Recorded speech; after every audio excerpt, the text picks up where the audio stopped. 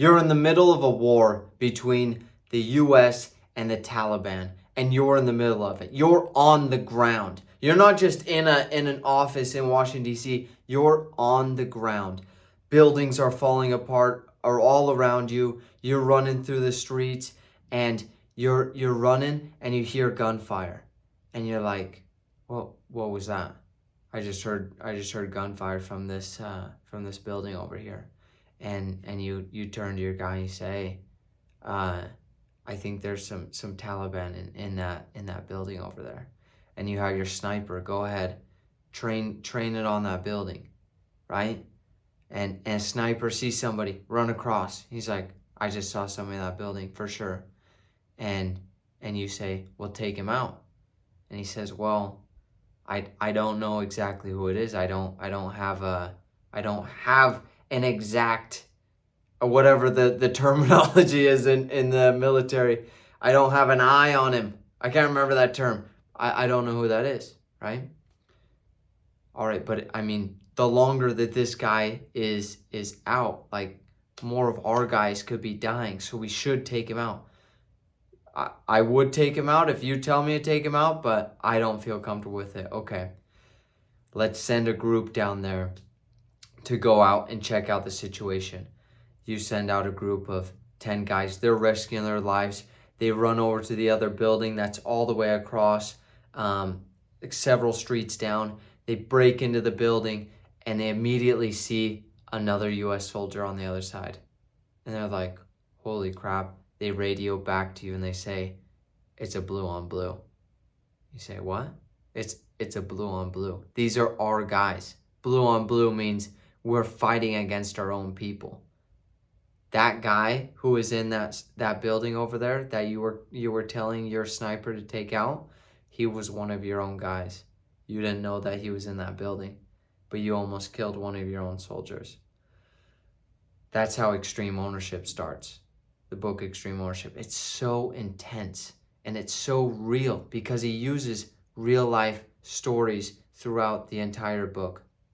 This is my book review on the story, on the book Extreme Ownership. It's one of my top favorite books. In fact, one of my 3 family values is extreme ownership. That's how much I value this book.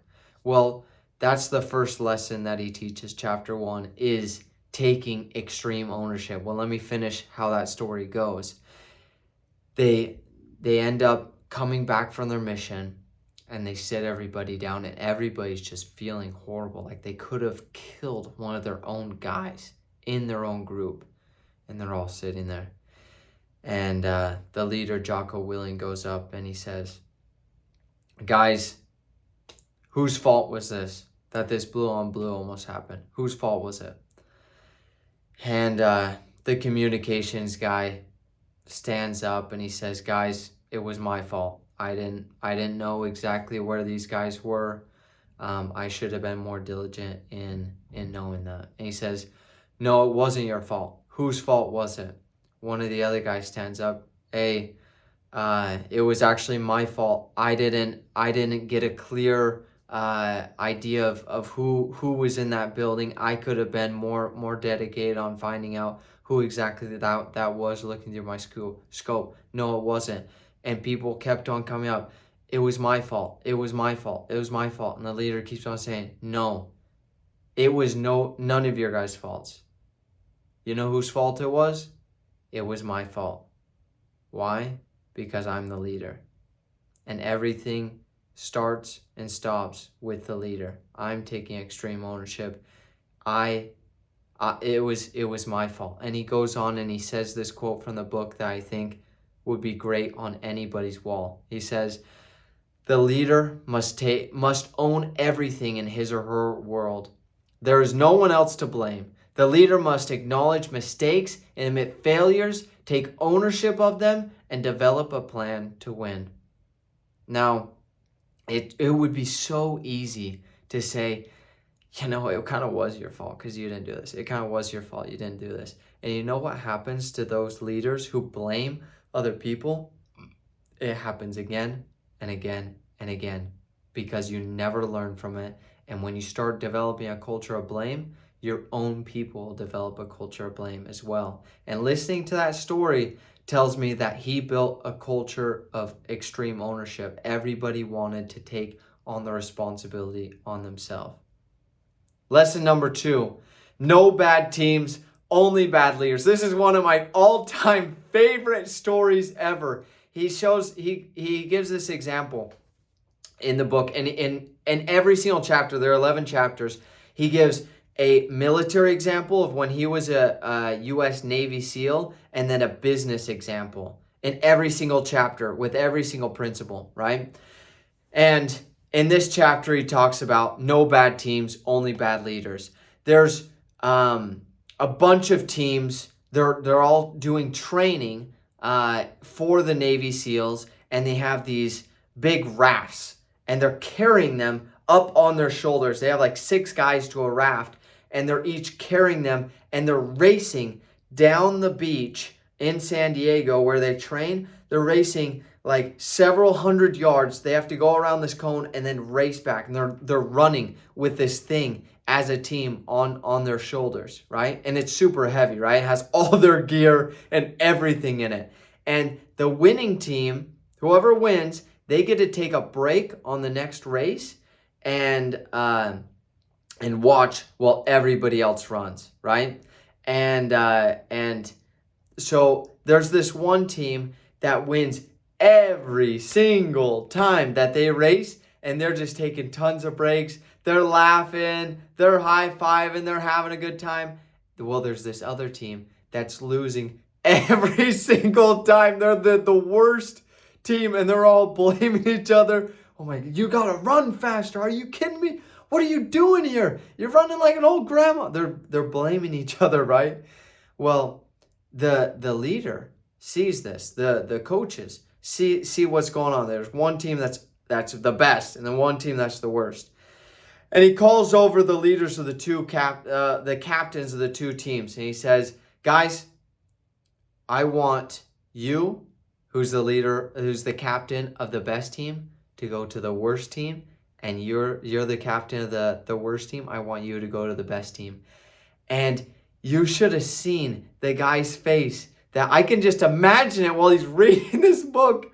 The guy that from the worst team going to the best team, he's like, finally, justice is served. I shouldn't be with these misfits. I'm finally going to where I belong. And the other guy who's the best captain is like, man, he's frustrated because he built a great team, but he's like, guys, all right, let's roll up our sleeves. Let's get to work. Well, the very next race, the team that was finishing last every single time goes ahead and beats the best team. They beat the best team.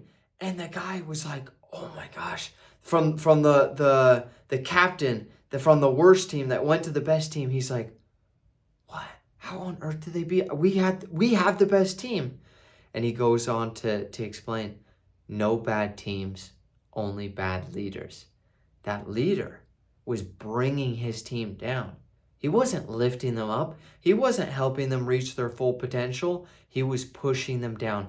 And as soon as they switched the leaders of the teams, it was a complete opposite story. And the team that was finishing last every single time started finishing first every single time in all the subsequent races. And what can we learn from that? Take extreme ownership. And if you're the leader, don't blame anyone else for your failure. Do not blame your team for why your company isn't succeeding. Don't blame the rest of your church organization for why you're not having good church attendance. Don't blame anybody else in your family. Always look at yourself. Okay? Lesson number 3, simplicity. Oh my gosh. I love this principle. I've implied it so many times in my own business. He gives the example of there's this company that he works for, and him and his partner, Leif Babin, are business consultants after they were done with the SEALs. And they train these organizations on taking extreme ownership, right? And being better leaders. And there's this one company that they have this comp plan, this compensation plan, this bonus structure.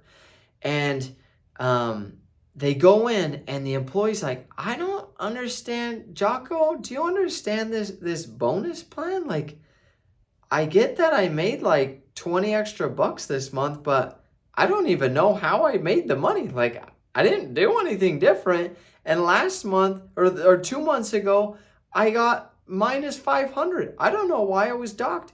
And he went to the company leaders and he said, what's going on here with the company structure? What with this bonus structure? Oh, well, it follows this tier 3 plan, and it breaks down a series of very intricate numbers, and it's based on how much time they put in, but also how much time their team puts in and what the outcome was, but also these 6 other factors. He's like, stop. I don't even get what you're talking about, and I do this for a living. How on earth are your frontline troops supposed to understand what's going on in this bonus structure? My advice, cut the fat. Make it simple. Cut everything out except for that essence, the pure essence of what you want your employees to focus on, and structure your bonus plan around that. And then your employees will be clear on what they need to do. They went ahead, they took out all the complexity, and they made a simple bonus plan, and all their employees were not only happy, but they were able to focus on the things that the company wanted to focus on. It's because it was simple.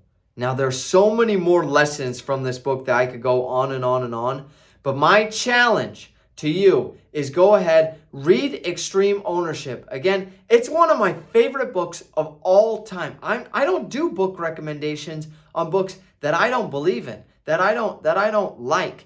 I've read hundreds of books, and this is on my top, probably 5 books of all time, Extreme Ownership. And my challenge as well is, once you read this book, then go ahead and read one educational book every single week. Now, I know you might say, oh my gosh, one book every single week? I don't know if I have the time. I don't know. Hey, listen, are you where you want to be at with your business?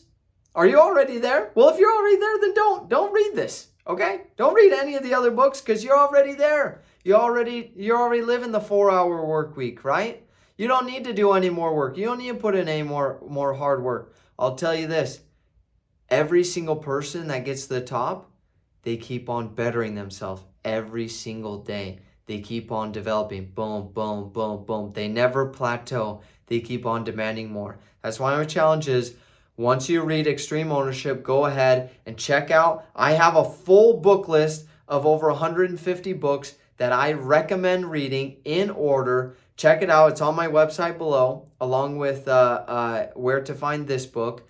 And download that list and start reading one book every single week. And when you do, you're going to become a lot better person. And you're going to take your business, you're going to 10x your business because of the books that you read.